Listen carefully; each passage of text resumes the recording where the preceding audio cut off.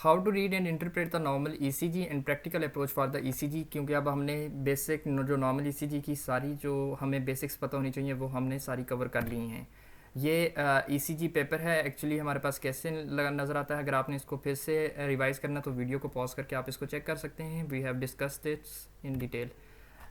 यहाँ पे इस वीडियो के अंदर आपको जो मिल रहा है वो है पी आर इंटरवल। ये P R interval normally 3 to 5 boxes होती है, यहाँ पे 4 बॉक्सेस होते हैं। ये आपने पी आर इंटरवल को चेक कर लेना है। देन हमने क्यू आर एस को देख लेना है, ये लेस दैन 3 स्मॉल स्केयर होना चाहिए। ये नॉर्मल क्यू आर एस है यहाँ पे। उसके बाद क्यू आर एस की डिफरेंट वेव फॉर्म्स होती हैं। इसका आपने एम्पलीट्यूड जो है अगर नॉर्मल है या greater than 5 millimetre 1 big square है तो फिर तो अपर केस लेटर से, अदरवाइज लोअर केस लेटर से डिनोट करना है।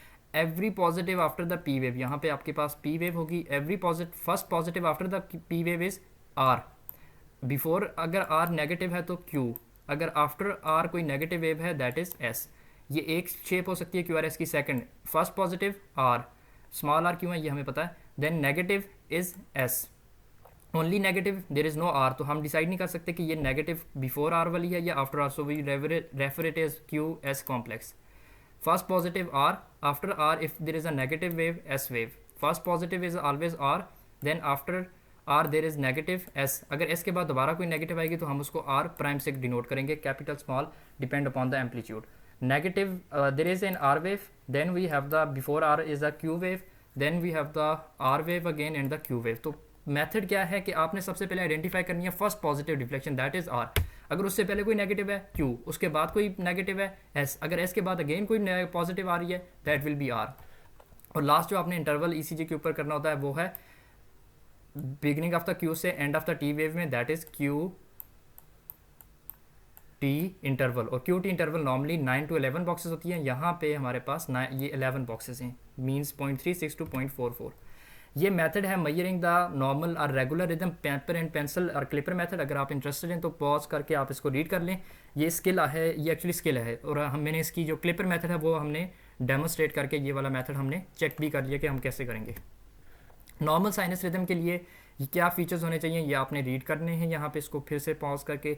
And we moving towards the normal rhythm reading. सबसे पहले यहाँ पे टाइमिंग होगी, आपने स्पीड जो है उसको चेक कर लेना है 25 मिलीमीटर पर सेकंड है या नहीं। देन आप वर्टिकल एक्सेस पे आ जाओगे, इसके ऊपर आपने कैलिब्रेशन देखनी है। कैलिब्रेशन एक्चुअली आपको 1 बिग स्केयर, हाफ यहाँ से और हाफ यहाँ से, तो ये ऑलमोस्ट 2, तो 2 big square equal to 1 millivolt. तो ये नॉर्मल कैलिब्रेशन है 1 मिली वोट की। तो आपने वर्टिकल कैलिब्रेशन चेक करनी है, अदरवाइज ये एम्पलीट्यूड आपको ज़्यादा या कम मिल सकता है। अब हमने सबसे पहले क्या चेक करना है, रिदम। रिदम चेक करने के लिए आपने यहाँ से लेके यहाँ तक क्लिपर या पेपर पेंसिल मेथड को यूज़ करके आपने क्या मेजर कर लेना, आर टू आर इंटरवल। फिर आपने उसी क्लिपर से यूज़ करना है कि क्या ये सारे आर टू आर इंटरवल, जितने भी आर टू आर इंटरवल हैं, ये कांस्टेंट हैं कि नहीं है। अगर कांस्टेंट है तो रिदम क्या हो जाएगा, regular. Next thing you have to check is in rhythm in lead two P wave, then we have the Q R S. For every P there should be P Q R S, P Q R S. तो आपने देखना है कि क्या P के बाद सारे Q R S complexes आ रही हैं कि नहीं। तो अब यहाँ पे एक पी के बाद क्यू आर एस है, तो इसका मतलब ये रेगुलर रिदम भी है और ये नॉर्मल रिदम है। नेक्स्ट जो आपने अब हमने चेक करनी है वो है रेट। रेट के लिए हमने 300 स्क्वायर वाला मेथड यूज़ करना है। एक आर आर इंटरवल को आपने लेना है। हम इसको थोड़ा सा जूम करते हैं, अगर तो जूम में देखें तो ये एक आर है, ये दूसरी आर है, इसके बीच में 1 big square, 2 big square and almost 3 big square. Again इसमें भी देखें तो 1 2 3, तो 3 बिग स्क्वायर हमारे पास आर टू आर इंटरवल है। तो 300/3 इक्वल टू 100। तो इसका मतलब है यहाँ पे हमारे पास रेट क्या है, 100 बीट्स पर मिनट। तो आपने simple R to R interval find करना है। अगर कांस्टेंट है और उसके बीच में बिग स्क्वायर जितने हैं उसको डिवाइड कर देना है 300 से, आपके पास रेट निकल आएगी। Last thing you have to check for axis. Axis के लिए सबसे पहले आपने लीड 1 को देखना है और दूसरी जो आपने लीड देखनी है वो है यहाँ पे AVF। लीड 1 के अंदर क्यू आर एस आपको क्या मिल रहा है, यहाँ पे क्यू आर एस अपगोइंग या पॉजिटिव डिफ्लेक्शन शो कर रहा है। और फिर आपने AVF के अंदर देखना है क्यू आर एस कॉम्प्लेक्स वहाँ कैसा है, पॉजिटिव है, positive positive positive about the isoelectric line. तो यहाँ भी क्या है, पॉजिटिव। जब लीड 1 और AVF दोनों में पॉजिटिव होगा तो ये क्या होगा, नॉर्मल। हमने जो एक्सेस वाली वीडियो उसमें इसकी डिटेल में बात कर ली है, जहाँ पे जस्ट हम इंटरप्रेट कर रहे हैं।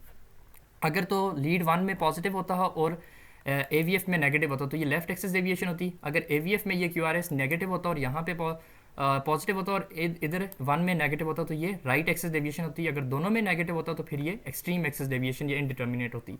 अब हम जो वेव फॉर्म्स हमने लीड्स ऑफ ईसीजी में बात की थी कि देख लेते हैं वो इसी तरह होती हैं कि नहीं। लीड वन में देखो पॉजिटिव, बहुत ज़्यादा पॉजिटिव क्यों आ रहा था, क्योंकि लीड वन बिल्कुल एक्सिस के अलॉन्ग है। लीड टू के अंदर होता सब कुछ पॉजिटिव है लेकिन इसका एम्पलीट्यूड थोड़ा सा कम हो जाता है क्योंकि 60 डिग्री एंगल पे होती है फ्रॉम द एक्सिस, जबकि लीड थ्री जो है जितना पॉजिटिव है उतना ही क्या है नेगेटिव, क्योंकि ये परपेंडिकुलर पे होती है। पी वेव ज़्यादा प्रोमिनेंट आपको यहाँ मिलेगी। जब हम AVR की बात करेंगे P should be QRS is negative, P is negative, T is negative, सारी चीज़ें नेगेटिव हो जाती है क्योंकि ये बिल्कुल 180 डिग्री होती है टुवर्ड्स द एक्सेस। हमने भी इसकी भी मैकेनिज्म की बात कर ली है। AVL पॉजिटिव ज़्यादा होता है क्योंकि ये लेफ्ट साइडेड वेव है, और फिर AVF की हमने बात कर ली है। अब जब हम चेस्ट लीड्स के ऊपर आते हैं V1, V2, V3, जैसे जैसे हम डाउनवर्ड प्रोग्रेस करते जाएंगे वैसे वैसे हमारे पास जो R वेव है इसकी हाइट बढ़ती जाएगी। V1 में बहुत कम R वेव है, V2 में उससे ज़्यादा है, V3 के अंदर R वेव की हाइट और ज़्यादा हो रही है, V4 में ऑलमोस्ट R और S वेव जितनी पॉजिटिव है इतनी ही नेगेटिव आ रही है, तो इसका मतलब ये परपेंडिकुलर है। V5 और V6 में मेनली आपको पॉजिटिव R वेव मिलेगी, S वेव क्या हो जाएगी, डिक्रीज़ हो जाएगा उसका साइज़, और V6 के अंदर आपको बहुत ज़्यादा क्या मिलेगी, पॉजिटिव R वेव। तो इस तरह से हम एक नॉर्मल ECG को इंटरप्रेट करते हैं। यहाँ अगर हमने देखें तो इसकी कैलिब्रेशन बिल्कुल नॉर्मल है, रेट 100 है, रिदम रेगुलर है, नॉर्मल रिदम है, रेगुलर है, और उसके बाद हमारे पास एक्सेस भी क्या है, नॉर्मल। ये उसी की जस्ट इंटरप्रिटेशन है कि कैसे आप R to R इंटरवल या P वेव्स को चेक करते हो, ऐसे आपने लेबल करना है। Okay, that's the end of the normal ECG। Let's move towards the abnormal one. Next हम जो भी करेंगे वो एबनॉर्मल ECGs और उनकी इंटरप्रिटेशन को देखेंगे।